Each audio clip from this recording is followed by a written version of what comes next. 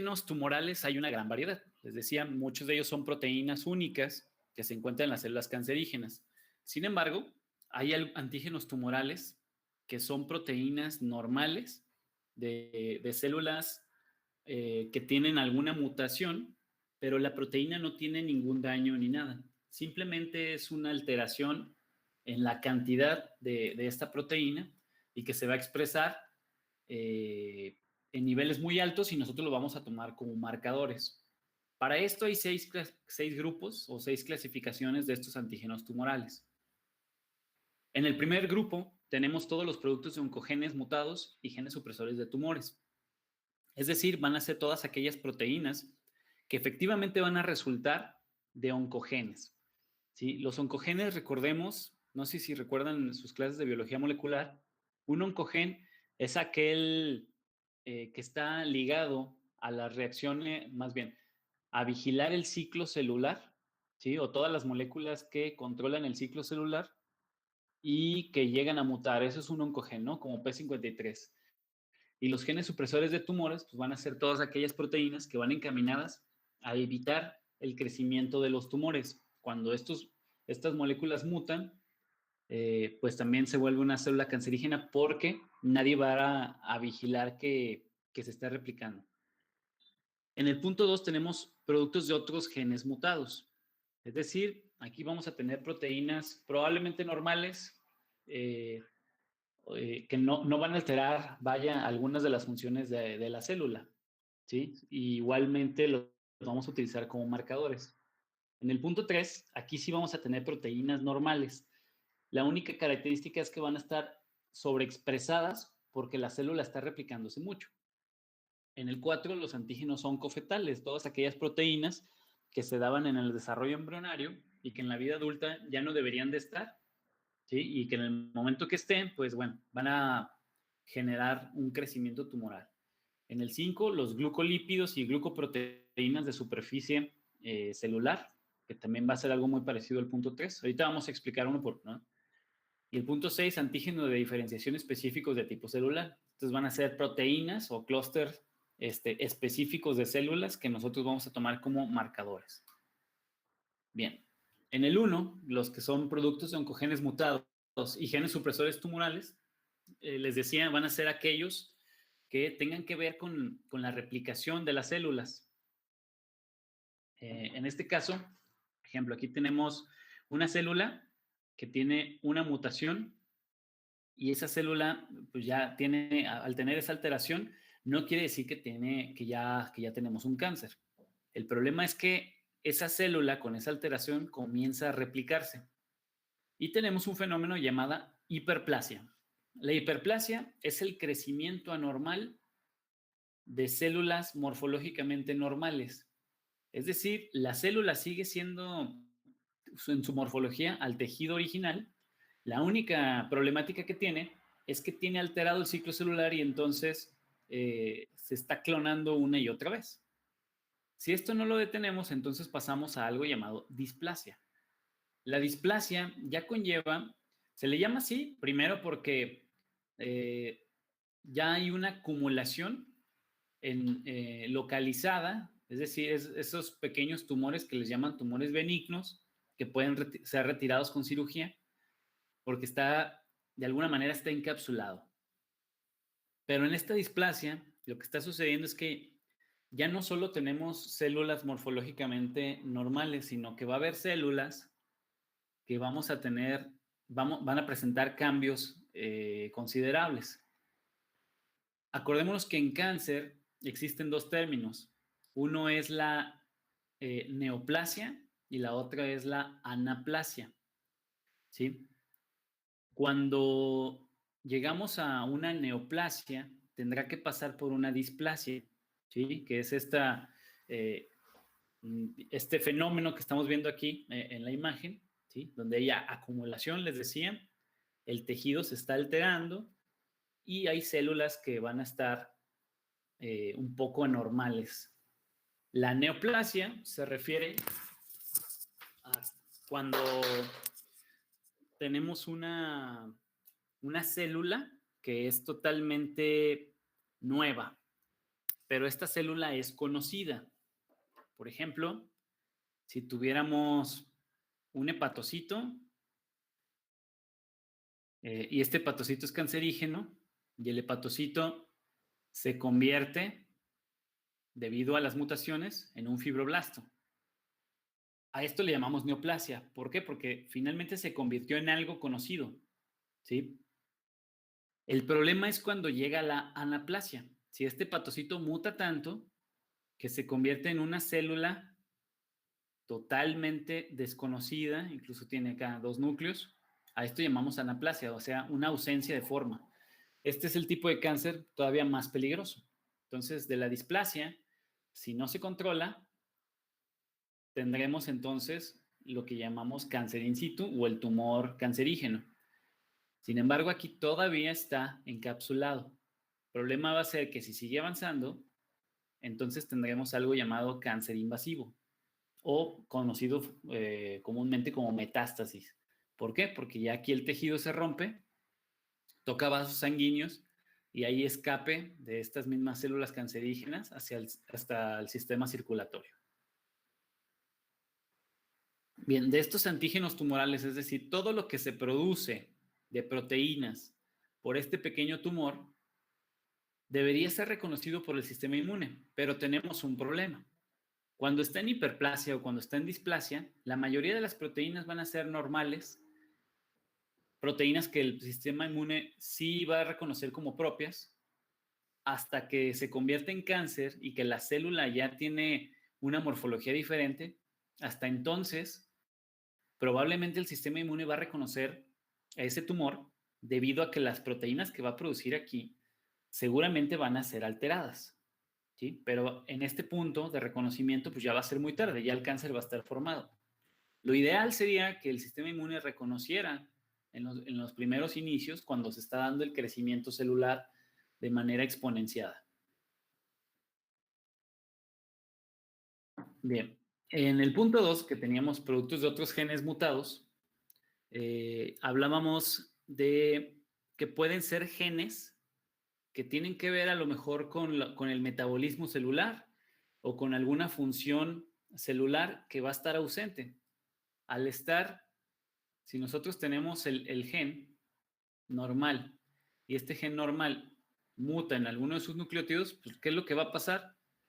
Que la proteína que resulte de este gen va a tener ciertas alteraciones. Si esta proteína, imaginemos que es insulina y tiene una alteración, pues bueno, no va a hacer su trabajo, ¿sí? Esa va a ser la diferencia. Uno de los más comunes son las proteínas celulares, donde van a sobreexpresar, ¿sí? La cantidad de estas proteínas. El mejor ejemplo de esto es el melanoma. Nosotros sabemos que en la piel, para protegernos de los rayos UV, los rayos UV, si recuerdan sus clases de bioquímica o fisiología, no sé por dónde lo habrán visto, existen de 3 tipos: los rayos UVA, UVB y UVC, donde los UVA son los más pequeños, la longitud de onda más pequeña, y es la que cruza con mayor facilidad y penetra en nuestras células. Pero nosotros tenemos un mecanismo de defensa que es la melanina. Es decir, los melanocitos que están aquí en la piel, cada que reciben esos rayos UV, secretan la proteína de la melanina con la intención de bloquear el paso a esos rayos UV. Cabe señalar que la melanina también va a bloquear a los UVC y a los UVB, pero los UVA no los bloquea. ¿Por qué? Porque son suficientemente cortos, ¿sí?, como para pasar y atravesar incluso esa proteína. Ahora bien, ¿qué pasa en un melanoma? Cuando hay una exposición muy grande a estos rayos UV, la célula muta y esa mutación le ocasiona que la célula comience a clonarse una y otra vez. Entonces, este cúmulo de melanocitos, al haber más melanocitos, obviamente cada uno va a producir melanina y entonces vamos a tener un exceso de melanina. Por eso decimos que son proteínas celulares sobreexpresadas, ¿sí? No quiere decir que la melanina que se esté produciendo esté alterada, solamente es un exceso de melanina. Eso, macroscópicamente, nosotros lo podemos notar. Pero ¿qué está pasando fisiológicamente? La mutación que tienen estas células sí se va a convertir en un cáncer, ¿ok? Y por eso lo vemos de esta forma. Aquí hay que aclarar algo. Un lunar, ¿sí? Cuando nosotros desarrollamos, desde que nacemos o desarrollamos un lunar, los lunares suelen tener bordes totalmente regulares, es decir, son redondeados. El melanoma, su característica principal es que sus bordes son irregulares, como lo podemos ver en estas imágenes. ¿Ok? ¿Por qué son irregulares? Porque estamos diciendo que los melanocitos están creciendo al azar de una manera descontrolada y en unos lados crecen más, en otros lados crecen menos, y eso da lugar a que la secreción de melanina sea más concentrada en ciertas zonas que en otras. Por ejemplo, podemos ver aquí que está mucho más concentrada en la coloración que en esta parte, por ejemplo. ¿Sí? ¿Qué nos está diciendo? Que aquí hay un mayor crecimiento de melanocitos que en esta zona. Pero si se fijan, siempre va a haber bordes irregulares. La bronca con el melanoma no es que crezca en extensión, es decir, no nos importa tanto el tamaño, sino lo que nos interesa es la profundidad. ¿Sí? Por ejemplo, aquí tenemos la clasificación de nivel 1 a nivel 5. En el nivel 5 puede llegar hasta vasos sanguíneos. ¿Sí? Y ahí es el problema y por eso se considera de mal pronóstico. Un melanoma avanza muy rápido porque puede cruzar todas las capas de la piel, llegar a vasos sanguíneos y haber una metástasis. ¿Dónde sería sospechoso también que creciera un lunar? En la palma de la mano. ¿Por qué? Porque en la palma de la mano se supone que ahí no deberíamos de tener melanocitos, por lo tanto no debería haber melanina. Si alguno de ustedes tiene un lunar en la palma de la mano y es de nacimiento, no hay problema. Pero si ese lunar salió en su vida adulta y cada que se exponen al sol cambia de color, entonces es ahí donde debemos de tener cuidado. La mayor cantidad de personas que sufren este tipo de alteraciones son personas que son muy blancas y que tienen una exposición alta al sol. Por ejemplo, las mujeres notan más esto, ¿no? Cuando se ponen blusas donde están destapados los hombros y que salen al sol y notan que salen una especie de pecas en los hombros. Esas personas son más susceptibles. No quiere decir que las personas morenas no tengan susceptibilidad, pero es un poquito más difícil, vaya, porque ellos tienen una mayor cantidad de melanina y digamos que tienen un factor protector más amplio, pero también les puede llegar a pasar esto, ¿no? No se excluye. Es más fácil, obviamente, entre más blanca sea una piel. El problema va a ser cuando el melanoma crece en zonas que son todavía más difíciles, como esta, por ejemplo, en cráneo. La extensión ya está muy extendido, la profundidad seguramente también. Y aquí, generalmente lo que hace el patólogo es que si tú tienes un crecimiento anormal, digamos, de 1 centímetro, el patólogo va a cortar 3 centímetros de diámetro. ¿Sí? ¿Por qué? Porque no se va a arriesgar a que por dentro haya un crecimiento de esta forma. ¿Sí? Y si tú lo cortas al ras, vas a cortar parte de esas células y tú vas a provocar la metástasis. Además de que este procedimiento llamado punch también va a ser profundo. Es decir, es un bisturí redondo, el cual corta prácticamente todas las capas de la piel y se lleva toda la piel. Y tú no vas a saber que era un melanoma hasta que se lo lleven al patólogo. Y el patólogo va a determinar si era o no era melanoma. De cualquier forma, se tiene que hacer este procedimiento de punch para retirar todo ese tramo.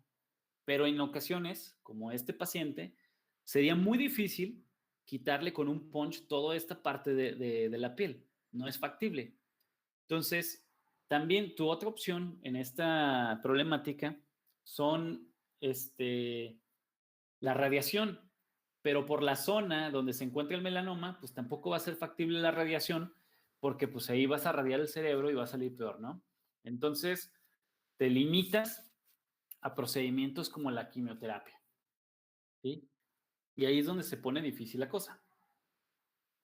Ahora bien, que si el paciente comienza a ver un crecimiento anormal en su piel y no se atiende y este crecimiento normal comienza a inflamarse, podemos llegar a tener algo así.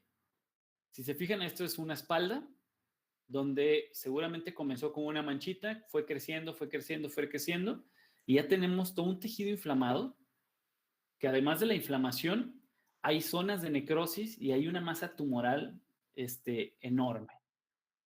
¿Qué pasó aquí? Que seguramente estuvo creciendo tanto que obstruyó vasos sanguíneos y generó hipoxia localizada, ¿sí? Y además generó una inflamación pues, por la misma tumoración, ¿no? Pues este paciente ya requiere, aquí se pueden hacer incluso los tres procedimientos, ¿no? Tratar de extirpar la mayor masa posible aunado a la radiación y quimioterapia, porque seguramente esto ya hizo metástasis, como no tienen idea, ¿no? Entonces, el problema es que los pacientes a veces te llegan así, eh, porque pues, se aguantan, ¿no? Y lo que te dice comúnmente el paciente dice, ah, pues es que no me dolía. Y pues no era una carrera a ver si le dolía más o no, ¿no? A ver cuánto aguantaba. Entonces, es muy importante por eso detectarlos a tiempo. Dentro de las otras proteínas sobreexpresadas o expresadas aberrantemente, también vamos a encontrar dos patógenos, el virus del Epstein-Barr y el virus del papiloma. ¿Sí? Son dos patógenos que pueden llegar a producir proteínas expresadas aberrantemente. Eh, en cuestión del papiloma, que me imagino van a estar más enterados de esto, el papiloma cuando hay una infección celular, generalmente infecta células que le llamamos células de transformación.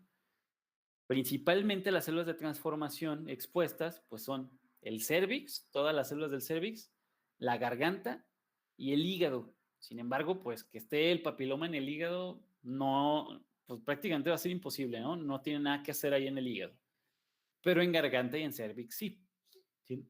Ahí lo que ustedes están viendo en pantalla son 4 papanicolaos, donde el primero, ¿sí?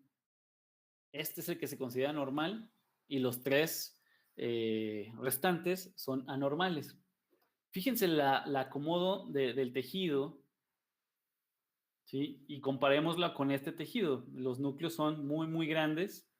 Igual con este también va a ser muy disparejo el tejido y este ni se diga, ¿no? ¿Qué es lo que está pasando? ¿Sí? Aquí hay una mejor visualización de lo que es el papiloma. En este cuadro, ¿sí? Tenemos un cervix normal, este número 1. Vamos a ponerle números.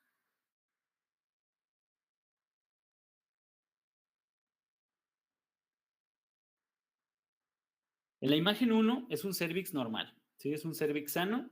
Aquí lo único que podemos notar es que probablemente es una paciente multípara, ¿sí? Por la apertura del cervix. Generalmente tiene una apertura mucho más pequeña. Pero bueno, cuando ya hay varias gestas, pues aquí puede apreciarse una abertura, ¿no? Lo importante de esto es que podemos notar que no tiene unos bordes irregulares. El cérvix se ve plano, se ve homogéneo en su coloración, ¿sí? Y no se le ven alteraciones. Veamos en la imagen 2 qué es lo que estamos viendo ahí, ¿no? Si bien su morfología está correcta, no tiene alteraciones, solamente vemos una pequeña mancha blanca en lo que es la boca del cérvix. ¿Sí? ¿Alguien sabe qué es esa mancha blanca?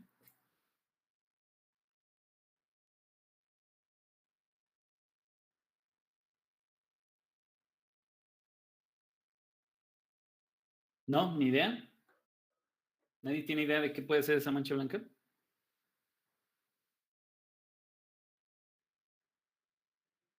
Pues puede ser el VPH, ¿no? ¿Puede ser que, perdón? Pues la infección por VPH. Em, pero específicamente, ¿qué podría ser? O sea, porque aquí Una todavía lesión. no. ¿Una qué, perdón? Una lesión. Mm, no precisamente. A esta prueba, bueno, para empezar, esta imagen es tomada de algo llamado colposcopía. La colposcopía es como un microscopio que se introduce ligeramente a vagina para poder observar el cérvix. Posterior a ello, antes de hacer un Papanicolau, el médico lo que hace es una prueba llamada prueba de ácido acético. La prueba del ácido acético, que es prácticamente vinagre, es ácido acético al 5%, se rocía en la superficie del cérvix con la intención de descubrir estas manchas blancas. ¿Sí? ¿Por qué surgen estas manchas blancas? Resulta que hay proteínas nucleares que van a estar ahí, que en el momento que haya contacto con el ácido acético, generan enlaces disulfuro, ¿sí?, entre estas proteínas y se aglomeran. Entonces forman, digamos, un conglomerado de proteínas. Y ese conglomerado de proteínas se visualiza de color blanco. Es decir, estamos acumulando las proteínas en un solo lugar. Pero fíjense lo que acabo de decir, son proteínas nucleares. ¿Qué quiere decir esto? Que son proteínas que salieron de un estallamiento de una célula con todo y núcleo y tuvieron que ser liberadas de eso. Entonces, efectivamente nos está hablando, como dice la compañera, de una lesión, ¿sí? Pero esa lesión es microscópica, por eso tenemos que poner el ácido acético para poder visualizar. O sea, esto es eso es una necrosis indirecta lo que estamos viendo. O sea, necrosis me refiero no a que el tejido se esté echando a perder, sino necrosis porque hubo un estallamiento celular. No es normal que las proteínas nucleares anden afuera del núcleo. A eso voy. Entonces, aquí tienes que pensar, ok, ¿qué está haciendo que estallen estas células? Pueden ser varias cosas. Incluso puede ser una infección por cándida. Por eso es muy importante hacer esto con cautela y con su debido procedimiento, ¿no? Tú no puedes decirle a una paciente por ver la mancha blanca, ah, tienes papiloma. No, porque hasta este punto, lo único que te está diciendo es que hay destrucción celular, pero tú no sabes si es por papiloma, no sabes si es por una bacteria o por un hongo. Muchas veces es por cándida, por la misma cándida. ¿Sí? Y cándida sabemos que es un patógeno oportunista, que es también parte de la microbiota normal de la vagina. Entonces, no podemos generalizar. ¿Qué es lo que va a hacer el siguiente paso el médico? Va a dividir en cuatro, ¿sí? Cuatro cuadrantes al cérvix y determina cuántos cuadrantes abarca la mancha blanca. En este caso abarca pues uno, ¿no? Como podemos decir. Y posteriormente hace toma una muestra de esta zona del cérvix y la tiñe con la tinción del Papa Nicolau. Dependiendo de lo que te salga en la tinción, ya podríamos determinar la clasificación NIC, que es una clasificación de cáncer cérvico-uterino, ¿sí? La probabilidad de tener cáncer cérvico-uterino, donde el más leve será el NIC 1 y el más fuerte o el más agresivo será el NIC 3, ¿sí? Entonces, así, por ejemplo, aquí nos muestra un NIC 1, donde sí nos corrobora que efectivamente es un papiloma. ¿Cómo vamos a saberlo? Primero, vean la morfología. Esta es la morfología, esta es la morfología normal, ¿sí?, de cómo se deberían ver las células del cérvix. Vean la célula, es muy grande, con un núcleo muy, muy fino, ¿no? O sea, se ve una célula muy limpia. Vean esta célula, no tiene nada que ver. El núcleo está muy agrandado y la morfología también es muy diferente, ¿sí? Además de que podemos llegar a ver los famosos coilocitos. Aquí son mucho más evidentes, ¿sí?, que son restos de esa proteína viral, ¿sí?, que está creciendo dentro de la célula, ¿sí? Parecerían como inclusiones de colorante. Entonces, viendo el Papanicolau, Y viendo la prueba del ácido acético, entonces ya clasificamos, decimos, es un NIC1.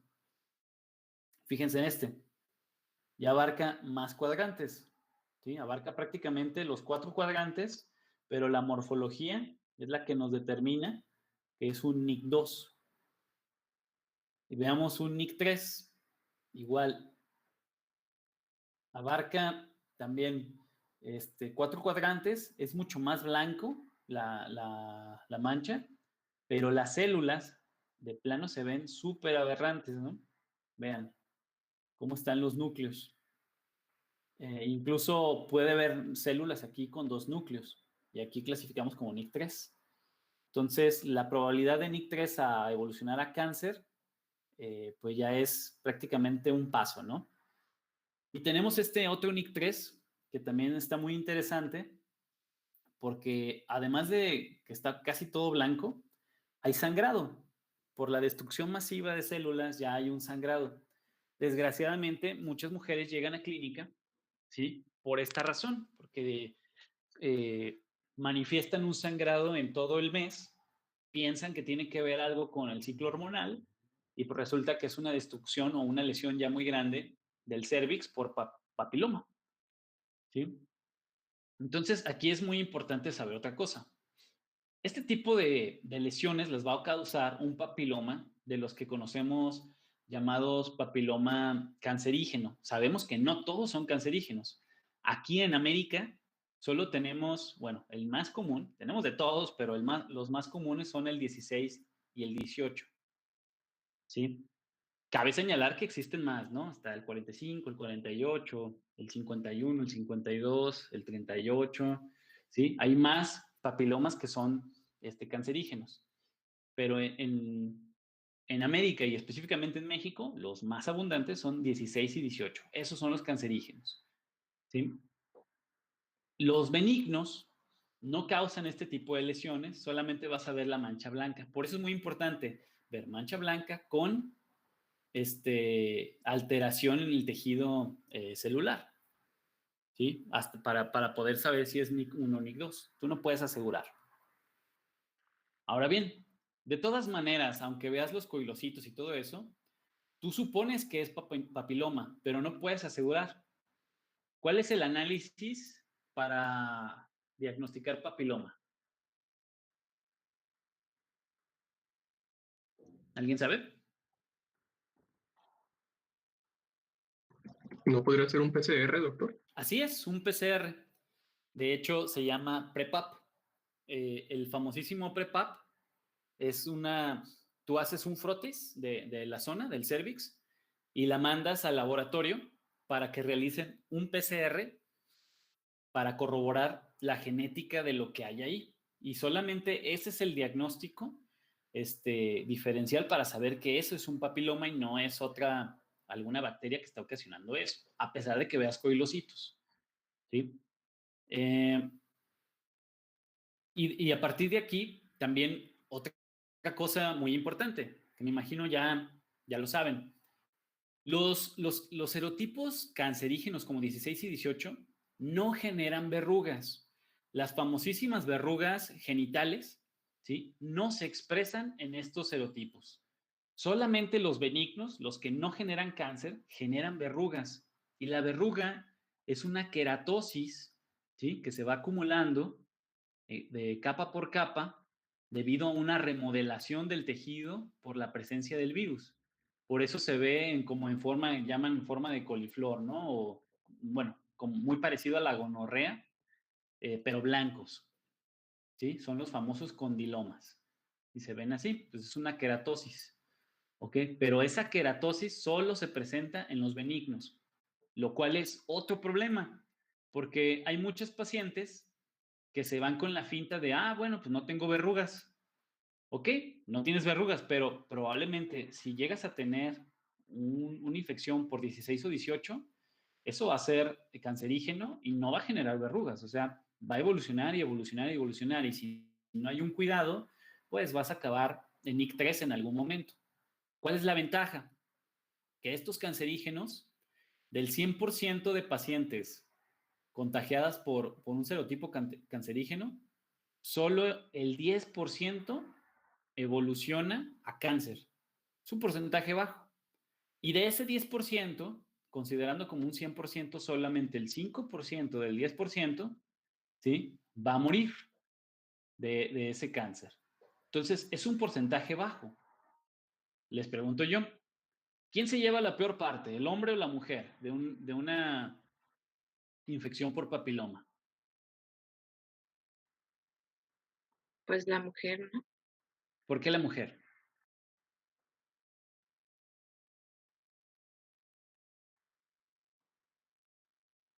Ay, no sé, me imaginé por el cáncer cervicouterino. No sé qué pase en los varones, pero siento que hay mayor lesión en...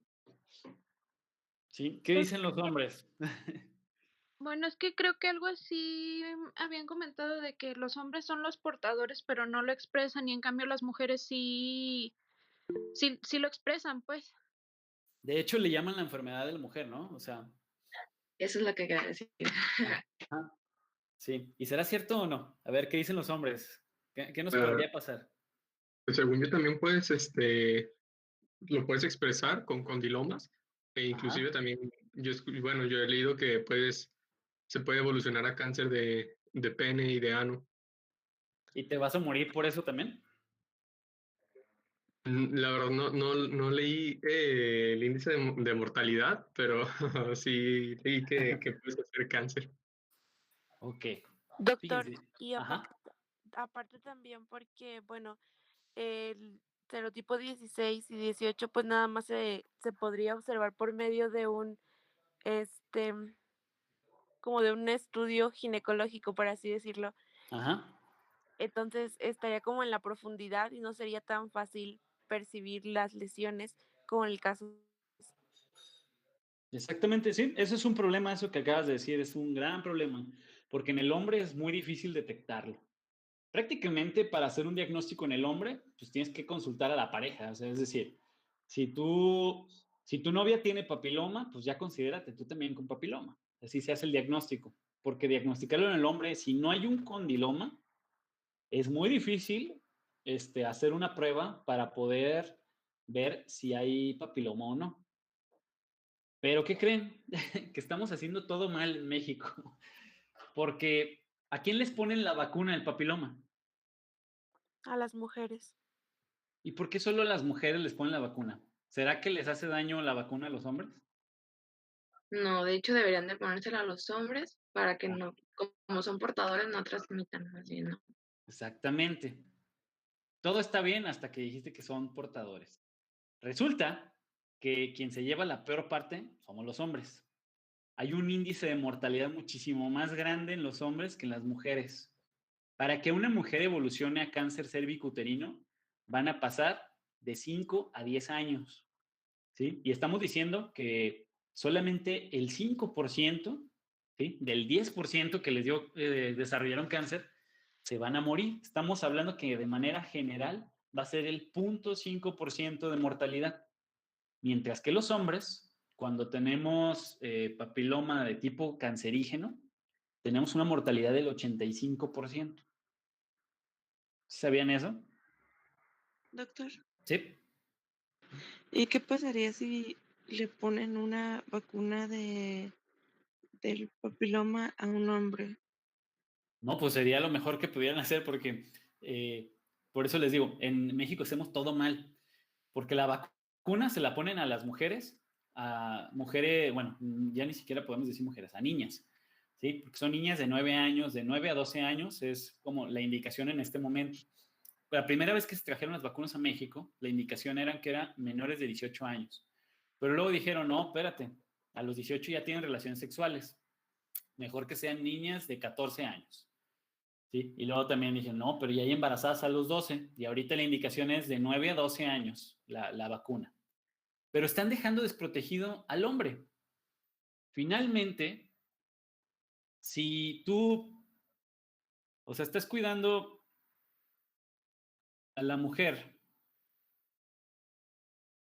¿sí?, y estás descuidando al hombre,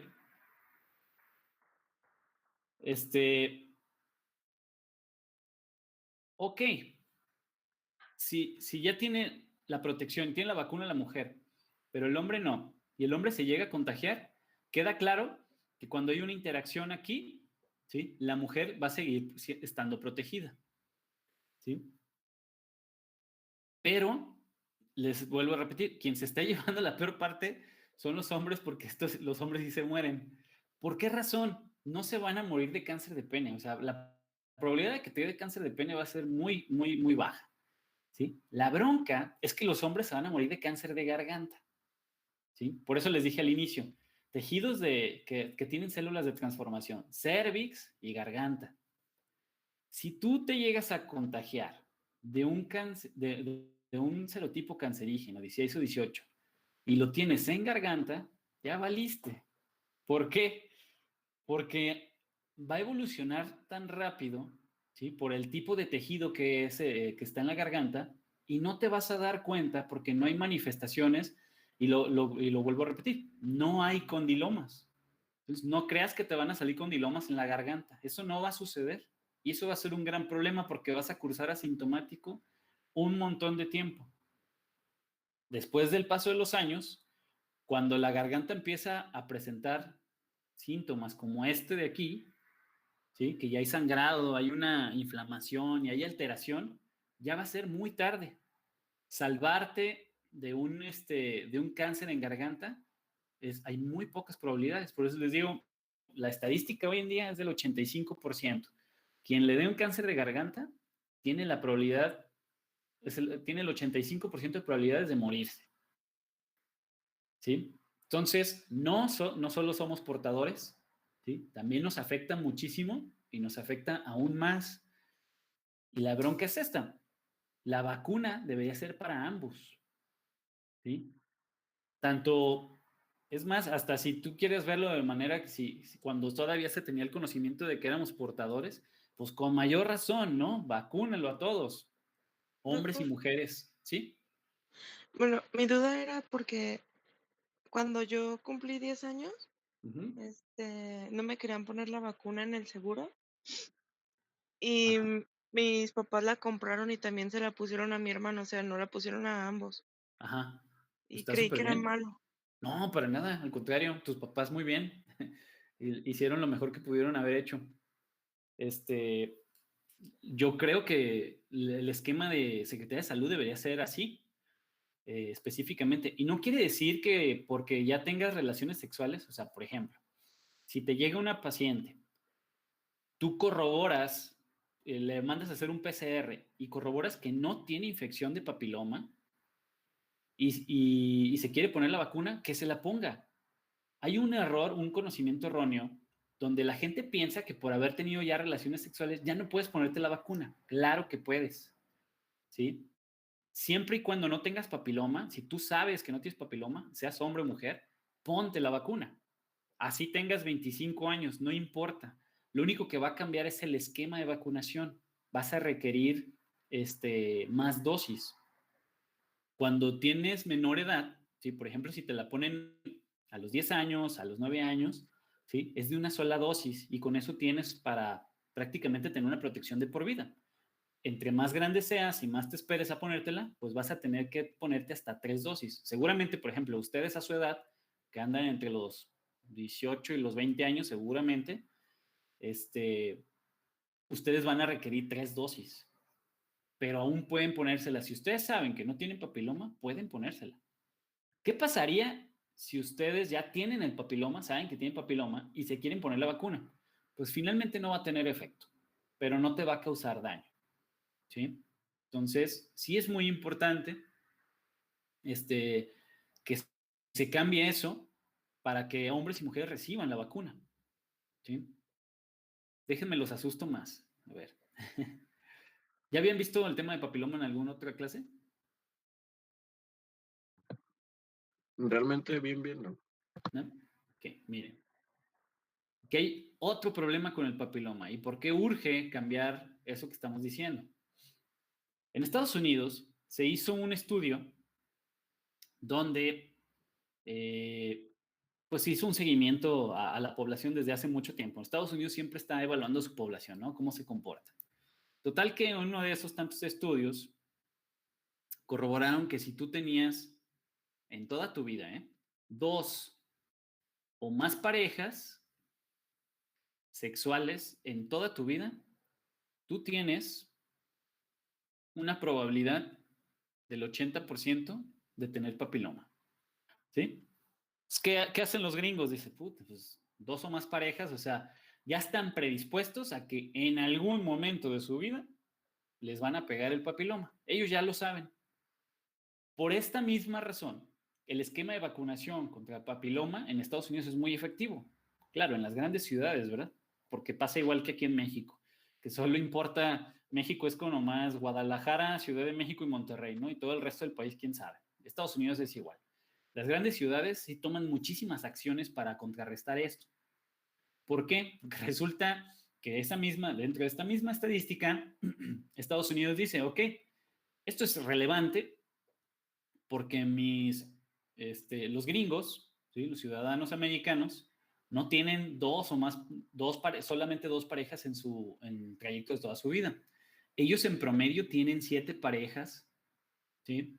7 parejas sexuales en toda su vida, como promedio. ¿Sí? Entonces, por eso, imagínense cuánto aumenta el porcentaje, ¿sí? de las probabilidades de tener papiloma. Por eso es una población protegida. Y por eso se previenen tanto, ¿no? Ahora, ¿cuál será el porcentaje en México? Lo desconocemos, totalmente lo desconocemos, porque no hay un estudio como este en México.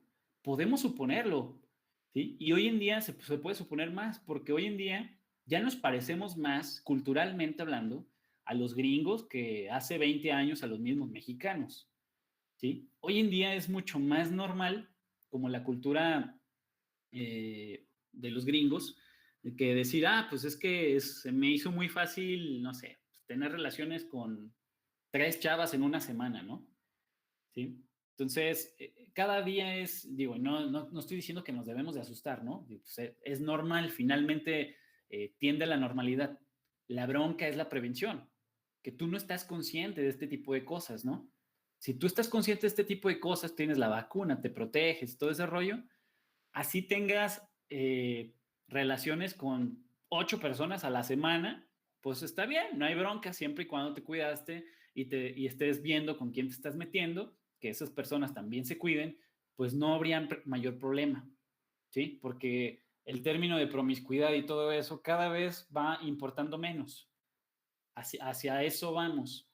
Pero si estamos viendo que la población se está dirigiendo hacia ese tipo de comportamiento, tenemos que tener entonces un comportamiento buenísimo de prevención. Y es lo que hace falta en México, ¿sí?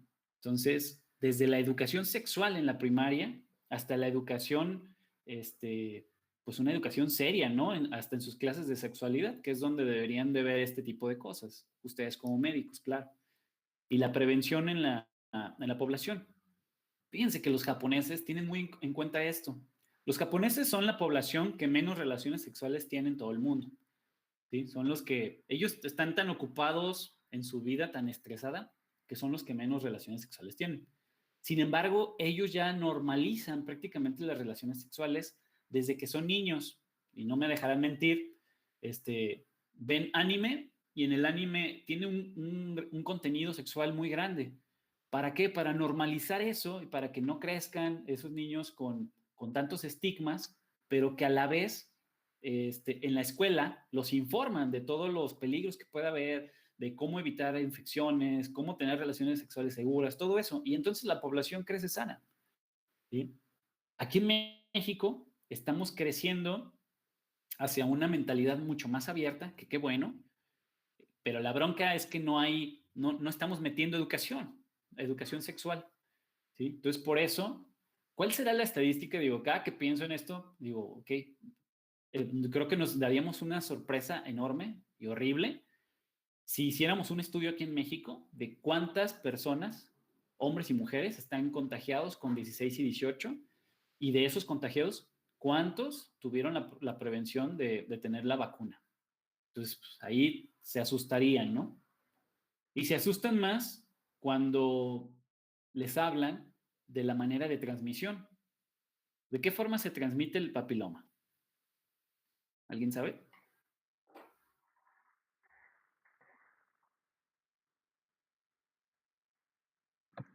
¿Cómo, doctor? Perdón. ¿Cómo, perdón? No te escuché, Pedro. La pregunta, ¿cómo dijo, perdón? Sí, ¿cuál es la forma de transmitirse un papiloma? Pues la primera por coito, ¿no? La primera, Ajá, pues. Y creo que también podía ser que, por ejemplo, la mujer por baños públicos o por albercas, ajá, creo que también se podía. Creo que también de madre a hijo. ajá, también puede ser. ¿Sabían que se puede contagiar por Y un en faje? lactancia. Ay, perdón.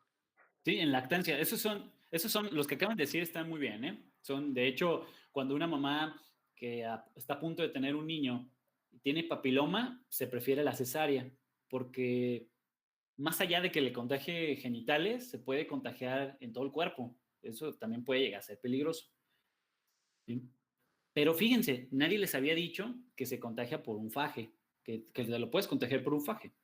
Si en el faje tú tienes contacto, tu piel tiene contacto con los condilomas o incluso con la zona afectada por 16 y 18, ¿sí? Y luego tú te tocas, entonces con eso tienes, o sea, sin necesidad de un coito.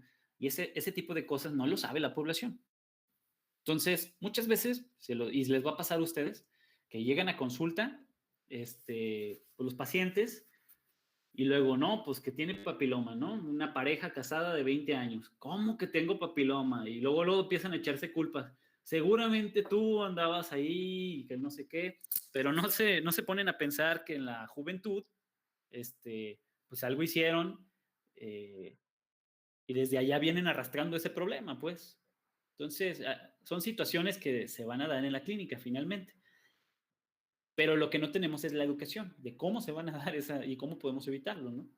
Entonces, por eso sí es muy importante, incluso todos ustedes que están aquí, si no tienen la vacuna, yo sí les recomiendo que le inviertan. Digo, si van a Secretaría de Salud les van a decir que no se las van a poner, pero la pueden comprar. ¿Sí? Pueden comprar la vacuna y sí es muy recomendable que se la pongan, claro está. Ustedes principalmente como médicos. La vacuna sale cara, ¿no? Mm, no sé cuánto ande ahorita, ha de andar entre 4 y 6 mil pesos, más o menos. A lo mejor ya bajó de precio, la verdad no desconozco, pero más o menos anda en ese rango. En México se venden dos, una que se llama Gardasil y otra que se llama Cervarix. Ambas son muy efectivas. Pero si vas al centro de salud, ¿no te la ponen? No, para nada, ni de chiste.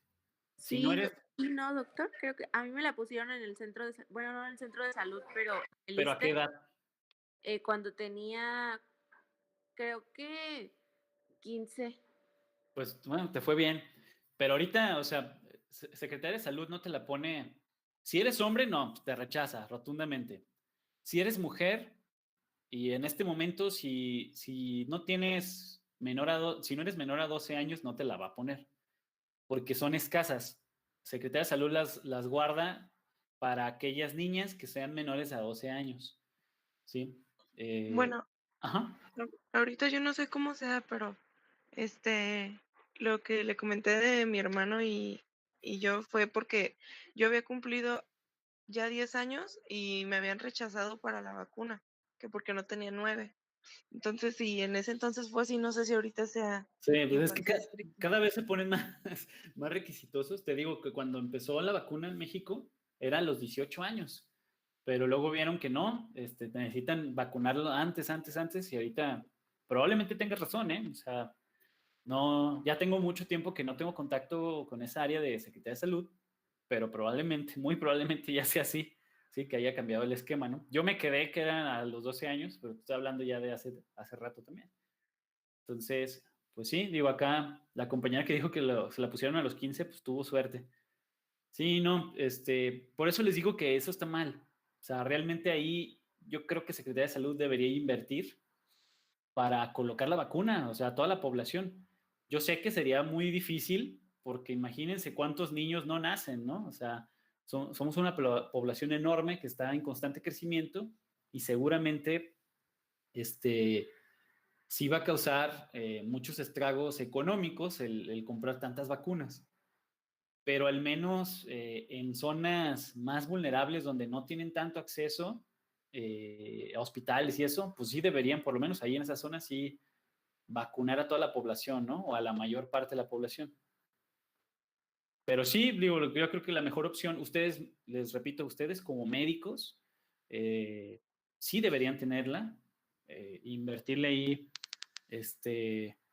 pues algunas quincenas, yo creo, porque para que se la compren, pues, pero sí se los recomiendo, si no la tienen y si, aunque ya tengan vida sexual activa, siempre y cuando ustedes no tengan papiloma, pues pueden ponérsela, no hay problema.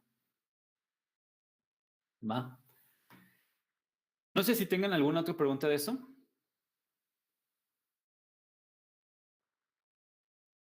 Yo sí les tengo una pregunta. ¿Hay cura para esto? Pues con tratamiento se quita rápido, ¿no? ¿Cuál tratamiento? Con cremas y láser, ¿no? ¿Qué tratamiento? Pero esos son los condilomas, ¿no? Son estéticos. Ok. No hay una cura para el papiloma. No hay tratamiento. Pero sí se quita, ¿no? Se quita el condiloma con láser. ¿Sí? Pero solamente es la verruga. El papiloma no. Ah, Ahora bien, digo, no todo es malo, ¿eh? Si tú le haces caso a tu médico, miren, porque lo he visto miles de veces en consulta, que va la paciente y se frustra, neta, se frustra cuando el médico le dice, pues fíjate que no, pues no hay medicamento para esto, ¿no? Cuando tiene, imagínate, la clasifican a la paciente NIC1 y la paciente, pues, ¿qué me tomo? Pues, no, pues nada, vas a comer bien, hacer ejercicio y no estresarte. Y se enojan, de verdad se enojan. ¿Cómo cree? No voy a tomar nada. No, pues no hay cura. O sea, la única cura es tu sistema inmune. Por eso viene al lugar esta enfermedad en la plaza de inmunología. La única manera de quitarte el papiloma es tu sistema inmune. Si en 2 años tú llevaste una buena calidad de vida, te aseguro que en 2 años desaparece. ¿Sí? Si tú no haces caso, tú tienes un NIC1 y le sigues pisteando los viernes, así súper masivo, no comes bien, no haces ejercicio, te aseguro que en 2 meses o en 3 meses vas a evolucionar a NIC2. Y así te la vas a llevar hasta tener cáncer. Entonces, tiene mucho que ver con tu sistema inmune. La única solución hasta el día de hoy es tu sistema inmune. ¿Sí? Si sigues todas las recomendaciones del médico, en cuestión de 2 años, tu sistema inmune habrá eliminado el papiloma. De otra forma, hasta el día de hoy no existe. ¿Iban a preguntar algo? Perdón. Yo tenía que entendido que el virus migraba, entonces se volvía como un virus latente y pues era como cuando tu sistema inmune bajaba, era cuando volvía a aparecer otra vez. Sí, sí sucede eso en los pocos meses. ¿Sí? De hecho, cuando tú te contagias de papiloma, si es benigno, el condiloma te va a salir como a los 4 o 5 meses aproximadamente. ¿Sí? Pero sí, efectivamente, como tú dices, dentro de ese esquema de 2 años, puedes tenerlo latente. Por eso hay que esperarse 2 años. ¿Sí? Pero si tú sigues las recomendaciones del médico, tú a los 2 años te puedes hacer un prep-up y vas a ver que ya no va a estar presente, ni latente ni nada, o sea, sí lo llegas a eliminar por completo. Pero sí, en ese trayecto de 2 años se comporta muy parecido a lo que es el herpes simple. El herpes simple, pues ya saben, nunca te lo quitas en toda tu vida, es decir, no lo puedes eliminar y permanece latente. En el momento que el sistema inmune disminuye, pues empieza a proliferar otra vez. ¿Sí? Se comporta así, pero en este caso el papiloma sí se llega a eliminar, lo cual es una ventaja. ¿Cuál es la desventaja? Que en México llevamos una calidad de vida horrible. ¿Sí? Ahorita porque está la modalidad virtual con ustedes, pero en días de clases, ¿cómo era? Pues ahí entraban a las 7, salían a las 5 y pues no comían nada, permanecían como 8 horas sentados, o sea, se considera eso un sedentarismo. Pues la calidad de vida no es buena. Y luego llegan cansados a su casa, pues ni ganas de hacer ejercicio, se atrancan de tacos en la noche porque todo el día no comieron, o sea, eso no es una calidad de vida, que digamos, buena. Entonces, y así el resto de la población, ¿no? Entonces, eso nos impide que en la población se eliminen este tipo de enfermedades. Lo hace más difícil. Y desgraciadamente, repito, no hay cura para papiloma. O sea, de manera, si tú quisieras tener un tratamiento, pues no lo hay. ¿Sale? Para que lo tengan en cuenta. Y bueno, hay otra cirugía que se aplica, por ejemplo, cuando el cérvix está muy infectado, ¿sí? El médico puede tomar la opción de hacer una cirugía llamada cono. El cono es literalmente cortar el cérvix en forma de cono, ¿sí? Para deshacerse de una cantidad mayormente infectada. Ojo, no quiere decir que ya te vas a quitar el papiloma, ¿eh? O sea, solamente te quitan parte del cérvix para quitarte infección, pero la infección va a persistir a los lados, ¿sí? Pero disminuye. ¿Cuál es el problema del cono? Que esto solo se debe de aplicar en pacientes multíparas. ¿Por qué? Porque si tú realizas cono en una paciente nulípara, ¿qué va a pasar? Pues el día que quiera tener un hijo, recordemos que la implantación sucede por aquí, y esto va a ir creciendo y creciendo y creciendo, y finalmente el cérvix es un músculo. Como tú cortaste ese músculo pierde fuerza. ¿Qué va a pasar? Aborto. ¿Sí? Va a comenzar a abortar la paciente. Desgraciadamente hay médicos que no tienen ética. A mí me ha tocado ver ahí en el hospital chavas de 23 años con 2 conos realizados. Y dices, ¿qué pedo? O sea, pues ya mejor le hubieras quitado todo el cérvix. O sea, eso, de verdad, eso no debe de suceder. Pero eso es una mala práctica de algunos médicos porque esta es una cirugía ambulatoria y se cobra bien. O sea, por hacerte un procedimiento de estos, te andan cobrando 5,000 pesos. 5,000 pesos que te ganaste en media hora, ¿no? Muchos médicos que son muy abusivos. Entonces, esto no debe suceder en la práctica. Debe de denunciarse, es más, ¿sí? Y menos en pacientes tan jóvenes, ¿no? O sea, prácticamente le quitas la esperanza de tener hijos. Imagínense, 2 conos realizados. O sea, quiere decir que el primero, imagínense, le cortaron esto y el segundo tuvieron que cortarle más cantidad, ¿no? Pues ya prácticamente no tiene cérvix. ¿Sí? Esa paciente no va a poder tener hijos. Entonces sí hay que tener mucho cuidado con eso, ¿no?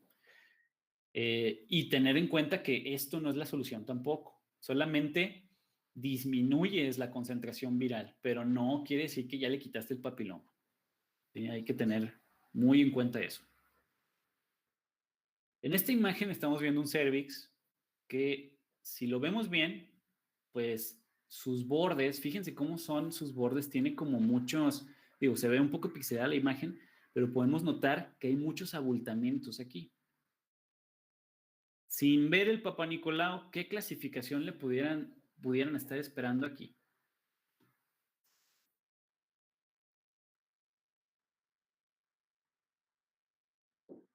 ¿Qué dicen? Dos. 2 o 3. ¿2? Entre 2 y 3, ¿verdad? ¿Por qué?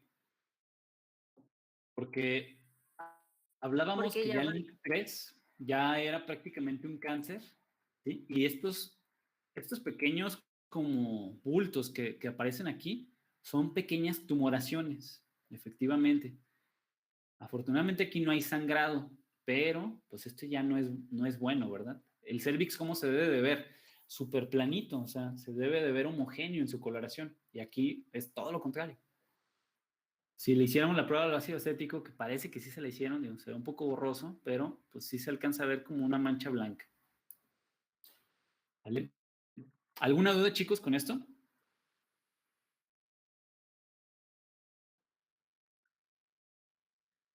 ¿Ninguna? Muy bien. Bueno, cambiemos de tema. Antígenos oncofetales. Los antígenos oncofetales van a ser aquellas proteínas, les decía, que solo se expresan en el desarrollo embrionario y que en el momento que tú las expreses como adulto, pues nos va a indicar el crecimiento de algún órgano de manera aberrante. 2 ejemplos muy claros son el antígeno carcinoembriogénico y el alfa-fetoproteína. ¿Alguien me quiere decir qué era la alfa-fetoproteína cuando vieron sus clases de embrio?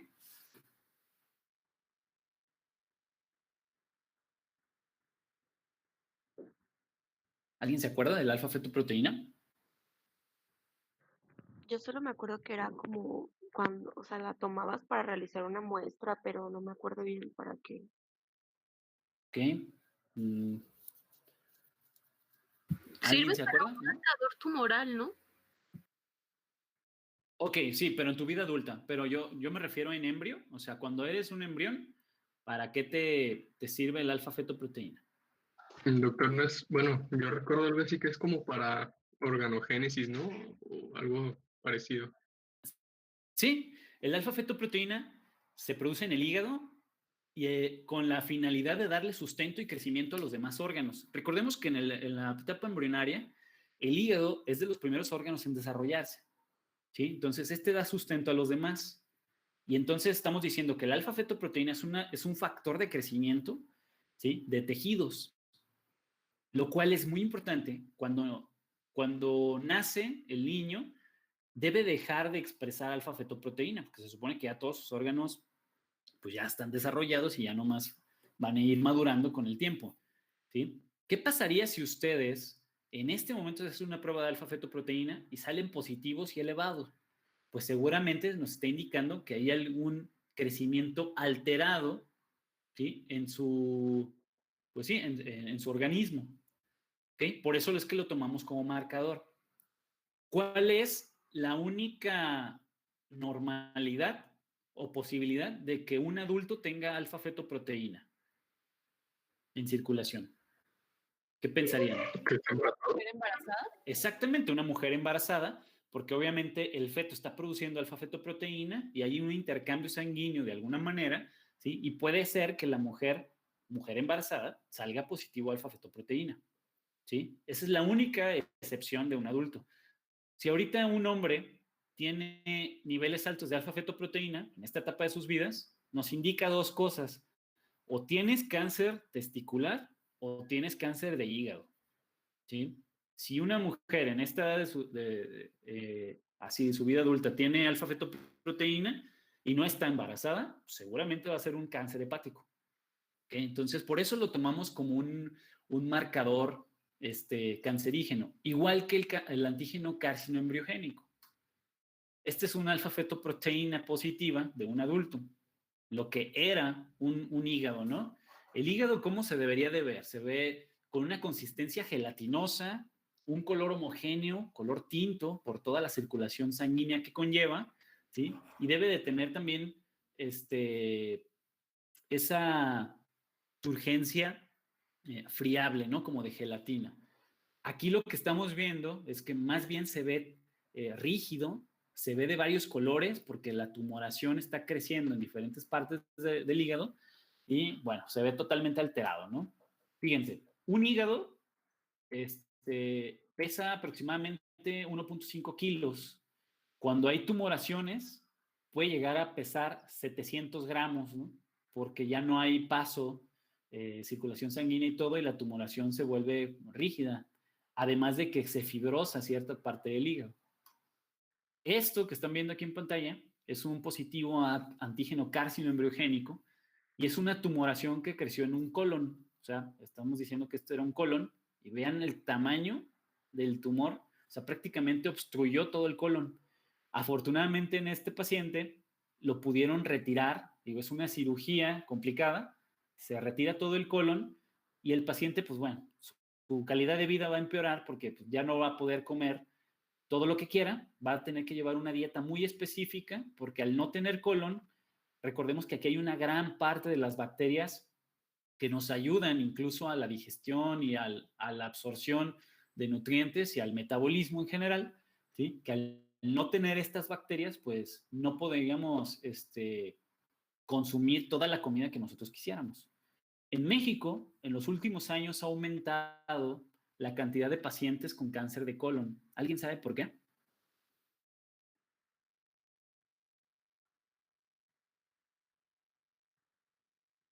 Por el ¿Qué se cigarro, imagina?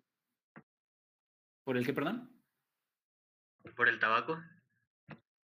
El tabaco pudiera ser un factor, aunque está más relacionado, claro está, con el cáncer de pulmón.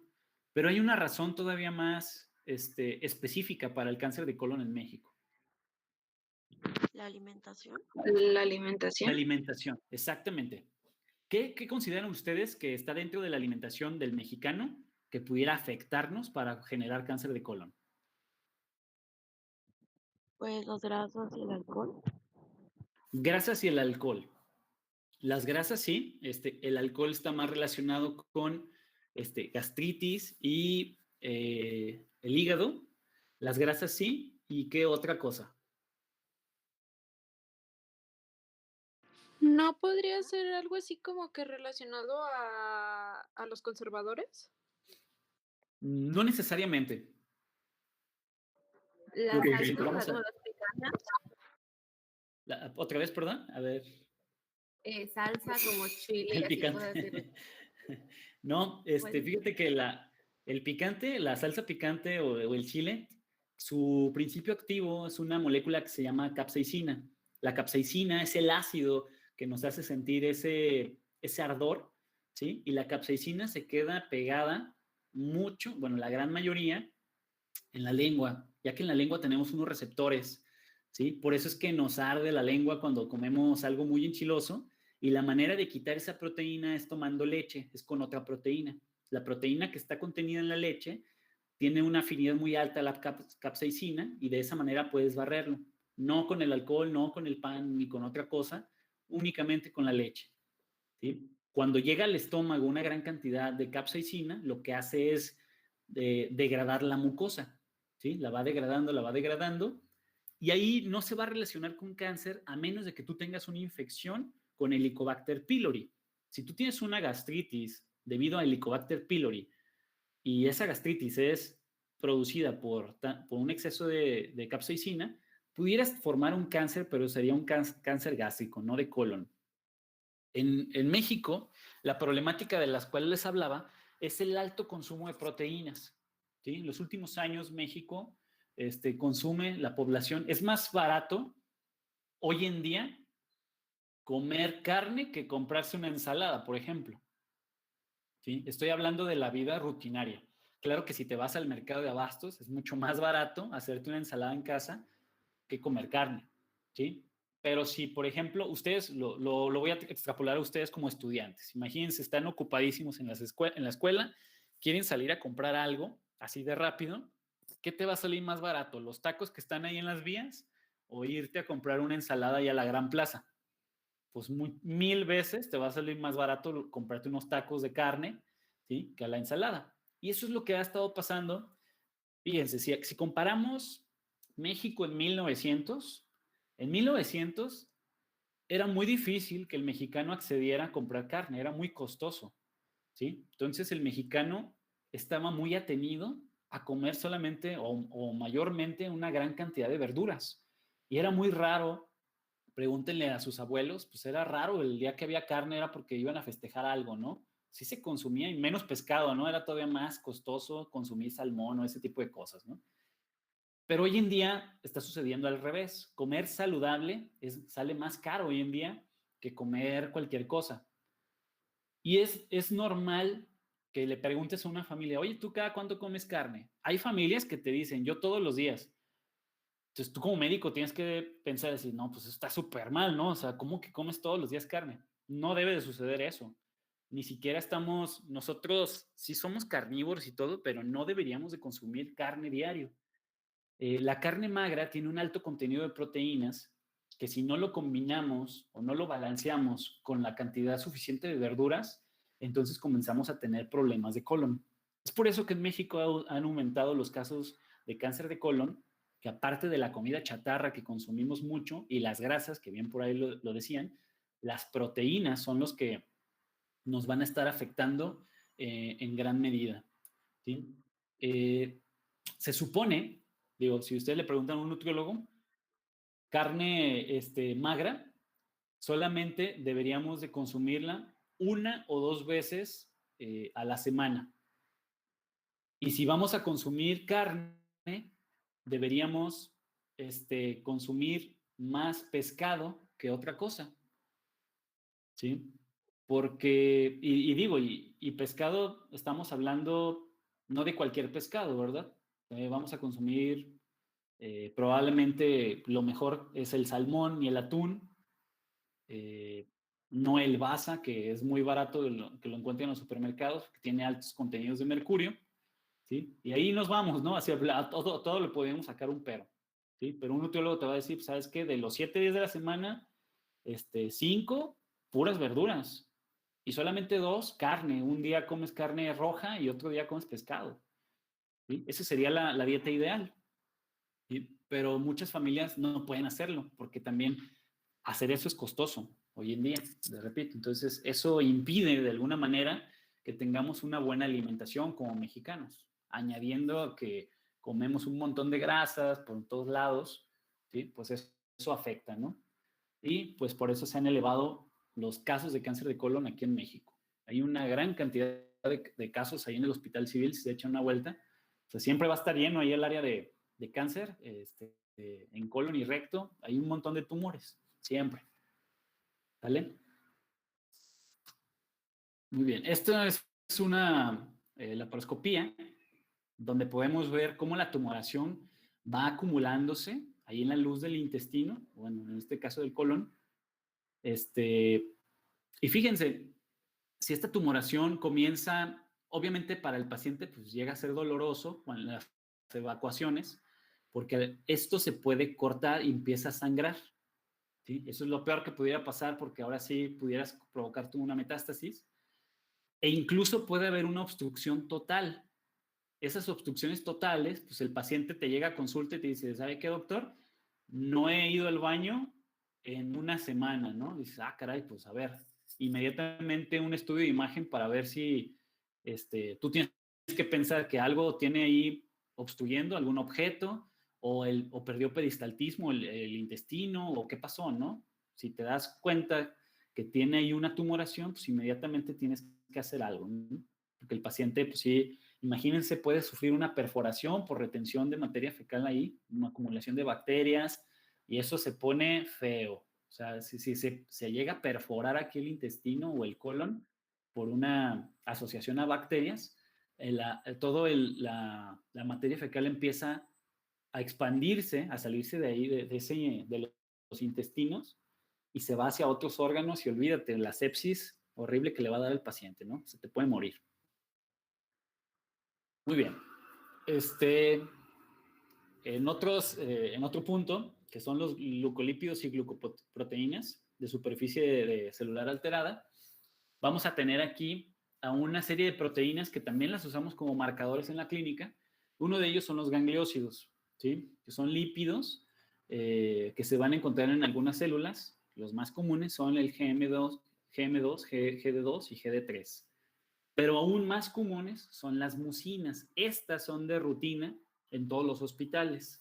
Paciente que haya tenido cáncer o que esté en periodo de remisión, que hablamos del periodo de remisión que supuestamente le quitamos el tumor al paciente y le decimos, ¿sabes qué? Te vamos a vigilar por 5 años, ese es el periodo de remisión.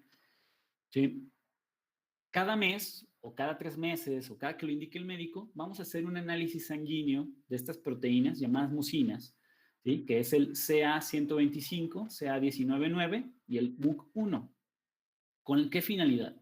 Pues resulta que el CA125 o el CA199 son proteínas que se van a estar expresando en cáncer de ovario y de manera específica el CA125 en cáncer de trompas de falopio, endocérvix y fondo vaginal, así como el CA199 en colon y páncreas. Si se fijan, no es una molécula específica, pero sí es una molécula sensible. ¿Qué quiere decir esto? Que si bien no nos va a hablar específicamente de un tipo de cáncer, el hecho de que esté presente nos va a indicar que hay cáncer, ¿sí? Y hay que saber de qué es y hay que vigilarlo, ¿no? ¿Por qué se prefiere estas? Porque son muy confiables estas moléculas y son zonas de metástasis. Entonces, por eso se hacen de rutina en la clínica en aquellos pacientes que están en periodo de remisión. Así como la MUC1 se expresa en cáncer de mama para poder hacer un seguimiento o si creen que hay una probable metástasis a mama, pues entonces se prefiere MUC1. Este es cómo se vería la tumoración en CA125, cáncer de ovario. Fíjense aquí ya cómo se ve enorme, ¿no? Los tumores. Celularmente aquí hay hasta necrosis. Se fijan, aquí hay alteración del tejido ya en el ovario. El CA199, lo que están viendo era un páncreas. Igual que el hígado, el páncreas tiene una turgencia muy gelatinosa, tiene una coloración homogénea, cosa que aquí no vemos para nada, ¿verdad? Se ve totalmente rígido, se ve de muchos colores, muy diferente a lo que sería un páncreas. Cabe señalar que este tipo de cáncer es fulminante. Es decir, que si tú llegas a tener cáncer de páncreas en cuestión de 2 o 3 meses, el paciente se muere rapidísimo, ¿no? Que fue lo que le pasó a Steve Jobs. Steve Jobs tenía cáncer de hígado, le hicieron un trasplante de hígado, pero no se dieron cuenta que le dio metástasis hacia el páncreas y pues ni él con todos sus millones de dólares se pudo salvar. MUC1 es una proteína muy interesante. Esta proteína se produce en los conductos mamarios, ¿sí? Los conductos mamarios van a ser todos esos canales por donde pasa la leche materna, ¿sí? Como es un conducto, ese conducto, si lo vemos, si lo cortamos y vemos la luz del conducto, el conducto debe de permanecer abierto. Para ello, se debe de lubricar, ¿sí? Ese conducto nunca debe de estar seco, ¿sí? Entonces, se va lubricando mediante unas glandulitas que tenemos ahí y el conducto de esa manera, con esa lubricación, se mantiene abierto todo el tiempo. Si llega a colapsar, la misma lubricación hace, ¿sí?, que el conducto se abra, ¿sí? Esa lubricación es la MUC1, es la proteína MUC1. Entonces, aquí vamos a ver algo muy similar a lo que pasaba con el melanoma. El melanoma se veía una gran cantidad de melanina por la acumulación de melanocitos. Aquí, ¿qué va a suceder? Va a haber una elevación de MUC1, es decir, va a haber mucha secreción MUC1. ¿Por qué? Porque va a haber acumulación de glándulas que secretan el MUC1. Y a esa acumulación de glándulas, pues va a ser la tumoración o el cáncer de mama de conductos mamarios. Aquí en esta mamografía podemos notar, no sé si alcanzan a ver así como unas pequeñas telarañas, así. A ver si las puedo ilustrar aquí. ¿Sí? Todos estos conductos son los conductos mamarios. ¿Sí? Todo esto. Este sería como el área del pezón y se fijan, de aquí se van desprendiendo. ¿Okay? Todos esos son conductos mamarios. Ahora, vemos una densidad aquí que está precisamente en esos conductos mamarios. Ahí es donde está creciendo, ¿sí? Esas glándulas que hablábamos, que secretan MUC1, ¿sí?, comienzan a tumorarse. Y entonces, esto finalmente también está conectado al tejido sanguíneo y la gran cantidad de MUC1 que se está secretando aquí pasa a tejido sanguíneo y nosotros lo podemos detectar en sangre. Por eso es un análisis muy confiable. La bronca es que este tipo de análisis no la podemos hacer en mujeres jóvenes. ¿Por qué? Porque conlleva una radiación también, ¿sí? Entonces, en mujeres jóvenes, se supone que la mamografía se puede hacer en mujeres a partir de los 41 años.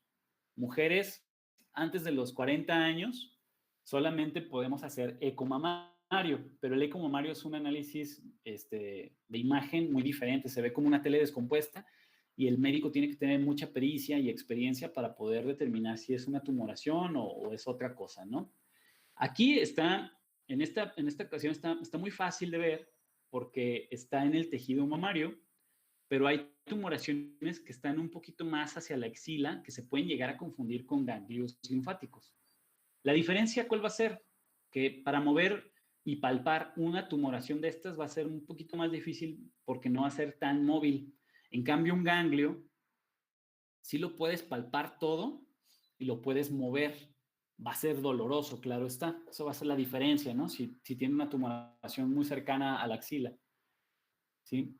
Y pues bueno, que en este tipo de imágenes sí nos puede dar mucha resolución, tanta que pues, podemos ver hasta los conductos mamarios, ¿no? El problema es cuando la paciente te llega así.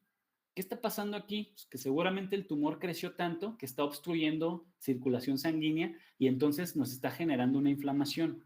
La bronca con esto es que está generando una hipoxia en los tejidos y esto puede terminar algo así, ¿no? Esta paciente que estamos viendo aquí es una paciente a la cual le extirparon una mama porque tenía cáncer de mama, generó metástasis, y tiempo después esa metástasis se convierte en necrosis por todo el crecimiento de tumores que está por todo el cuerpo. Desgraciadamente para este tipo de pacientes, pues ya no queda otra más que quimioterapia, pues de manera un poquito agresiva para poder detener el proceso. La bronca es que la mayor cantidad de metástasis se va a dar a hueso, ¿sí? Y ahí vamos a tener que estar vigilando al paciente con unos análisis llamados gamagramas para estar vigilando la actividad ósea de dónde puede estar surgiendo esas tumoraciones en el hueso, ¿sí? Lo cual pues es muy agresivo para el paciente, ¿no? Este tipo de tratamientos. Doctor. ¿Perdón? Doctor, para que un cáncer evolucione de esa manera, ¿cuánto tiempo tiene que pasar? Depende mucho del paciente, pero generalmente, si por ejemplo tú dejas crecer un cáncer en la mama, aproximadamente, yo creo que unos 5 años, ¿sí? De evolución. O sea, de plano que no se hizo ni un chequeo, ¿sí? Pudiera pasar esto. Hay personas, claro está, que pasan hasta 10, 15 años y el tumor sigue ahí, ¿no? También depende mucho de la ubicación. Si la ubicación está muy cercana estando en la mama, pero dentro de la mama, que esté muy cercana a vasos sanguíneos, esto se da mucho más rápido. La metástasis se da, pero sí, rapidísimo, y el paciente comienza a tener manifestaciones más agresivas. Si el tumor, digamos, que está encapsulado dentro del mismo tejido mamario, es cuando puede cursar con 10 años y no va a tener síntomas, por la razón de que no tiene contacto con otros tejidos, ¿sí? Y la misma musculatura y el tejido graso lo mantienen aislado, ¿sí? Es cuando podemos retirar el tumor con una cirugía y no pasa nada, ¿sí? Pero si está cercano a vasos sanguíneos, pues se decide retirar de toda la mama y aparte darle radiación o quimioterapia según lo amerite, ¿no? El problema de esto, digo, y tu pregunta es muy importante en razón de que hay muchos pacientes, por ejemplo, los que viven en pueblos donde no hay acceso a clínicas y entonces pues no tienen también dinero o la economía suficiente como para estar viniendo a una ciudad y a estarse checando, y entonces el paciente te llega a consulta ya cuando no aguanta el dolor, ¿sí? Ese es un problema típico ahí si llegan a estar en el hospital civil. La mayor cantidad de pacientes que van al hospital civil pues, son de muy bajos recursos, y te puedo decir que un 40% de los pacientes que llegan ahí no son de Guadalajara, son de pueblos aledaños que no tienen una clínica donde los atiendan, o que si hay una clínica, pues solamente es un médico general que no tiene los conocimientos como para dar seguimiento a algo así. Desgraciadamente eso sucede todos los días aquí en Guadalajara. Y digo, es muy importante también, muchos de ustedes seguramente son foráneos y ven mucha oportunidad en sus pueblos, ¿no? De donde son, que pueden decir, no, pues ¿sabes qué? Aquí no hay de todas las especialidades en medicina. Y ahí es donde pueden ustedes en algún futuro poner un consultorio como médicos especialistas y dar servicio a su pueblo. Pero también es entendible que muchos de ustedes digan, pues la neta, yo ya no quiero regresarme a mi pueblo, yo preferiría irme a una ciudad y hacer mi vida en esa ciudad, ¿no? Que es la mayoría de las ocasiones, ¿sí? Entonces, sigue habiendo esa problemática en la clínica de que los pacientes te llegan súper evolucionados ya cuando prácticamente no puedes hacer mucho, ¿no? O sea, te llega un paciente ya con un cáncer súper invadido y pues ya, ni modo, a someterlo a quimioterapia, ¿sí? Y cuando le preguntas al paciente, ¿desde cuándo inició esto? Pues el paciente te dice, no, pues ya tengo como 7 años. ¿Por qué no vino a consulta? No, pues no podía, ¿no? O sea, o no tenía los recursos económicos. Entonces, sí es muy común ver este tipo de situaciones. Por eso, ustedes ya cuando sean médicos hay que apostarle mucho a la medicina preventiva y que no solamente se dé en las ciudades, ¿no? Sino que también se dé en los pueblos. Si ustedes son foráneos, pues también pensar principalmente en un beneficio de su lugar de origen como medicina preventiva, aunque no vivan ahí, ¿verdad? Pero eso sería lo ideal. Muy bien, antígenos de diferenciación específicos del tipo celular. ¿De qué hablábamos esto? Por ejemplo, si ustedes tienen alguna anomalía, vamos a poner de ejemplo el linfoma de Hodgkin. ¿Me puede regresar un poquito, doctor? Sí, claro que sí. Tú me dices. Listo, ya, gracias. No, por nada. Les decía, del linfoma Hodgkin y no Hodgkin, que es específico de las células B.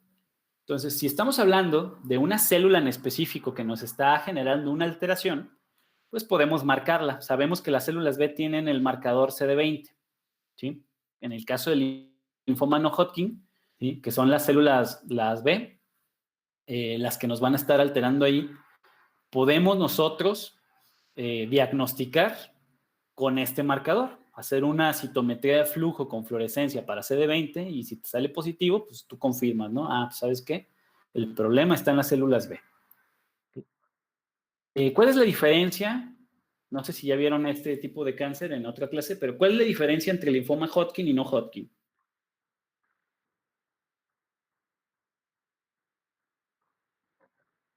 ¿Alguien sabe?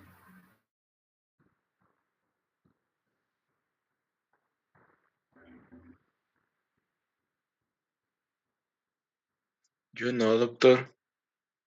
No, no han Yo visto. solo recuerdo como Hodgkin. Ok, la diferencia está bien fácil, para que no se les olvide. El linfoma Hodgkin, que es el que tiene buen pronóstico, crece en los ganglios, ¿sí? Y sigue la línea ganglionar. ¿Por qué es de buen pronóstico? Porque si tú detectas que en la axila ya hay linfoma de Hodgkin ahí, tú como médico sabes que sigue la línea ganglionar y tú puedes prevenir el siguiente ganglio y anticipas con radiación o con algún procedimiento, ¿sí? Que no siga avanzando. Entonces, a los pacientes les va bien. ¿Cuál es la bronca con no Hodgkin? El no Hodgkin crece en una axila, al siguiente día en una ingle, al siguiente día en la garganta y así crece al azar. Entonces no puedes anticipar dónde va a crecer el siguiente tumor. Por eso a los pacientes les va mal y es de mal pronóstico.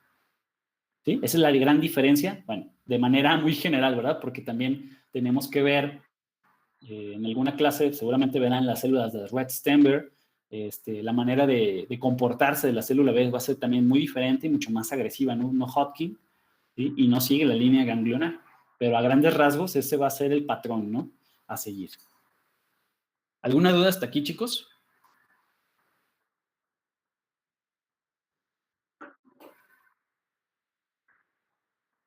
No, doc. No, doctor. Ok. Muy bien, pues entonces hasta aquí sería de los antígenos tumorales. En general, recordemos que todas las células cuando tienen una alteración o una mutación, ¿sí? Todas nuestras células sabemos que tienen diferentes proteínas en membrana, ¿sí? Esas proteínas pueden llegar a mutar, ¿sí? Si hay algún tumor. Y esa mutación debería ser localizada por células del sistema inmune y de esa manera atacar a estas células. ¿Cuál es la parte mala de todo esto? Que esta mutación se puede llegar a expresar con el paso de muchos años y entonces dejamos crecer el cáncer de manera silenciosa y el sistema inmune no lo detecta porque finalmente era una célula de nosotros, por eso se llamaban antígenos propios. ¿Sí? ¿Qué está haciendo la inmunología en este sentido? Pues resulta que hay nuevas terapias, hay una que se llama terapia biológica o inmunoterapia, ¿sí? Donde nosotros lo que hacemos es agarrar una biopsia, ¿sí? Tomamos una biopsia del tumor, esa biopsia la caracterizamos y secuenciamos genéticamente, vemos la mutación específica y la ponemos en contacto con las células del sistema inmune, como células NK. Una vez que las células NK hayan reconocido la mutación específica, estas células se clonan y se hace una concentración de millones de células y se le inyectan al paciente, ¿sí? Pero son células programadas en el laboratorio específicamente para la mutación del paciente. Es una terapia personalizada. La otra es que de esta biopsia se sacan linfocitos llamados TILs, ¿sí? Que son linfocitos infiltrados de tumores. Estos TILs, que en muchos casos son células CD8 y NK, ya saben reconocer al tumor. Entonces, igual forma, los clonas con interleucina 2, los masificas y los inyectas al paciente en una dosis y el tumor se reduce considerablemente. ¿Sí? Estas nuevas terapias cada vez son más comunes en todo el mundo. En México apenas las estamos introduciendo, pero pues han sido muy efectivas y ojalá que en un futuro sean más accesibles a la población. En este momento son costosas, pero bueno, se está trabajando para poder hacer cada vez más factible este tipo de terapias en la clínica, ¿no? Aunado a los monoclonales, ¿sí? Que pudiéramos tener, aunque los monoclonales, pues bueno, tendría que haber una proteína de membrana para que pueda funcionar. La ventaja con esta terapia, con la inmunoterapia celular, pues es que tú estás recabando las propias células del paciente, las estás aislando, las estás clonando y las estás dirigiendo contra su propio tumor en tiempo real. Eso es lo mejor, ¿no? Porque recordemos que el tumor también va cambiando. ¿Sale? ¿Alguna duda, chicos?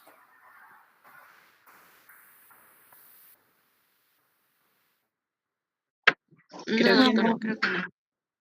Muy bien, pues si no hay dudas, entonces nos estaríamos viendo mañana. Sí, doctor. Muchas Profe, gracias por todo. yo tengo una duda, pero la verdad no es de la clase. Pues adelante.